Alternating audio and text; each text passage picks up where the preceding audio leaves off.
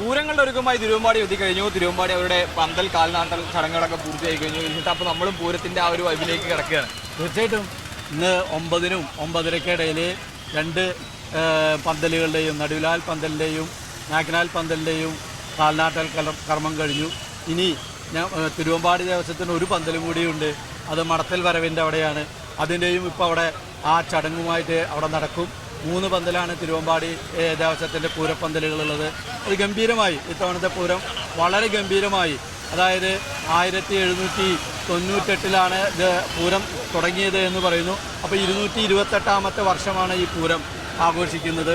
വളരെ ഗംഭീരമായി തന്നെ 228ാമത്തെ വർഷം പൂരം ആഘോഷിക്കും. അതിന് വേണ്ടിയിട്ടുള്ള ഒരുക്കങ്ങൾ കേന്ദ്ര ഗവൺമെൻറ്റിൻ്റെയും കേരള ഗവൺമെൻറ്റിൻ്റെയും ഇവിടുത്തെ എല്ലാ ജനപ്രതിനിധികളും ഒറ്റക്കെട്ടായി ഒരുമിച്ച് നിന്ന് അതിനു വേണ്ടിയിട്ടുള്ള എല്ലാ ഒരുക്കങ്ങളും പൂർത്തീകരിച്ചിട്ടുണ്ട്. പ്രൗഢമായ തൃശ്ശൂർ പൂരം അതിൻ്റേതായ അർത്ഥത്തിലും വ്യാപ്തിയിലും വളരെ ഭംഗിയായി നടക്കാൻ സാധിക്കുമെന്നാണ് ഞങ്ങൾ ഈശ്വരനോട് പ്രാർത്ഥിക്കുന്നത്. തവണ കുറച്ചും കൂടി കൂടുതൽ ആളുകൾക്ക് നമുക്ക് റോഡിൽ നിന്നിട്ട് വെടിക്കെട്ട് കാണാമെന്നുള്ളൊരു കാര്യം കൂടി ഉണ്ട്. തവണ അത് കുറച്ചുകൂടി കളറാവല്ലേ? കഴിഞ്ഞ വർഷത്തെ അപേക്ഷിച്ച് അല്ലെങ്കിൽ മുൻ വർഷങ്ങളിലെല്ലാം സ്വരാജ് റൗണ്ടിൽ നിന്നാണ് എല്ലാവരും വെടിക്കെട്ട് കണ്ടിരുന്നത്. അത് നിയമങ്ങൾ മാറി വരുമ്പോൾ അതിൻ്റേതായ പ്രശ്നങ്ങൾ സ്വരാജ് റൗണ്ടിൽ നിർത്താണ്ടായി. ഇപ്പോൾ അതിൻ്റെ ചില ഭാഗങ്ങളിൽ അതിനെ റെഡ് സോണും ഗ്രീൻ സോണുമായി തിരിച്ച് ചില ഭാഗങ്ങളിൽ ഗ്രീൻ സോൺ ആയിട്ടുള്ള, അതായത് ഫയർ ലൈനിൽ നിന്നും 100 മീറ്റർ ഡിസ്റ്റൻസ് കിട്ടുന്ന സ്ഥലങ്ങളിൽ ആൾക്കാരെ നിർത്താനുള്ള ഒരു ഒരു ഒരു ഒരു ഡാറ്റാസും അതിൻ്റെ സ്കെച്ചും എല്ലാം തയ്യാറാക്കിയിട്ടുണ്ട്.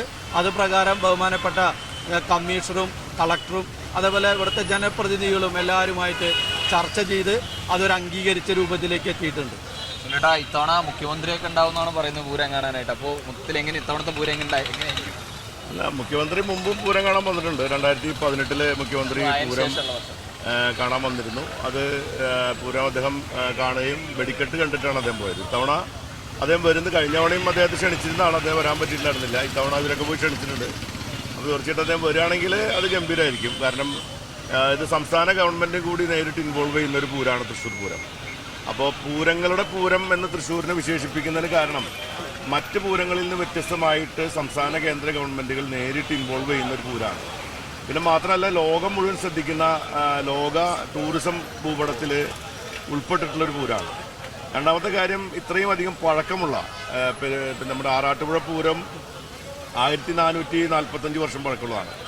ആ പൂരത്തിൽ നിന്നും മാറി വന്ന 229ാമത്തെ വർഷം നടക്കുന്ന പൂരം എന്ന് പറയുമ്പോൾ ഈ പൂരത്തിനൊരു പൗരാണികതയുള്ള ഒരു പൂരമാണ്. പൗരാണികത മാത്രമല്ല, ഈ പൂരത്തിനുള്ളൊരു പ്രത്യേകത, ഇത് നമ്മുടെ ജാതി മതഭേദമന്യേ സകല വിഭാഗം ജനങ്ങളും ഒരുമിച്ച് അണിനിരക്കുന്ന, അതിനൊക്കെ ഒരു ഐതിഹ്യങ്ങളും നമ്മുടെ ഒരു പൂർവികമായിട്ടുള്ള പാരമ്പര്യങ്ങളും ഒക്കെ ആയിട്ട് ഉൾച്ചേർന്നുകൊണ്ട് എല്ലാ അർത്ഥത്തിലും ജനങ്ങളെ വികാരം കൊള്ളിക്കുന്ന, അതായത് ഒരു പൂരം കഴിഞ്ഞാൽ അടുത്ത പൂരം വരുന്നത് വരെ കാത്തിരിക്കാൻ പ്രേരിപ്പിക്കുന്ന അതിമനോഹരമായ അനുഭവങ്ങൾ പ്രദാനം ചെയ്യുന്ന പൂരമാണ് തൃശ്ശൂർ പൂരം. അപ്പോൾ ഇത്തവണ തൃശ്ശൂർ പൂരത്തിൻ്റെ കാര്യത്തിൽ യാതൊരു ആശങ്കകളുമില്ല.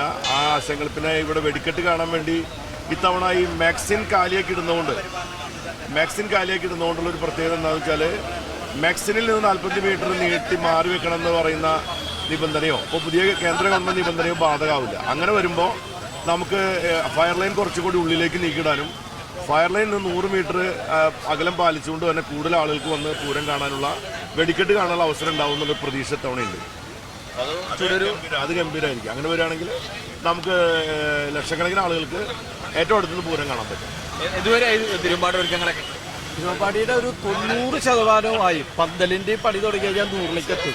അതിൻ്റെ കുടമാറ്റത്തിൻ്റെതായ എല്ലാ കുടകളും ആനച്ചമയങ്ങളും എല്ലാം അതിൻ്റെ എല്ലാ ഫിനിഷിങ് സ്റ്റേജിലേക്ക് എത്തി നിൽക്കുകയാണ്. ആ ഫിനിഷിങ് വളരെ ഭംഗിയായിട്ട് അതിൻ്റെ മുക്കും മൂലയും എല്ലാം വളരെ ഭംഗിയായി നോക്കി ഭംഗിയാക്കി അത് അവതരിപ്പിക്കാനുള്ള ഒരു സമയമാണ് ഈ ആവശ്യമുള്ളത്.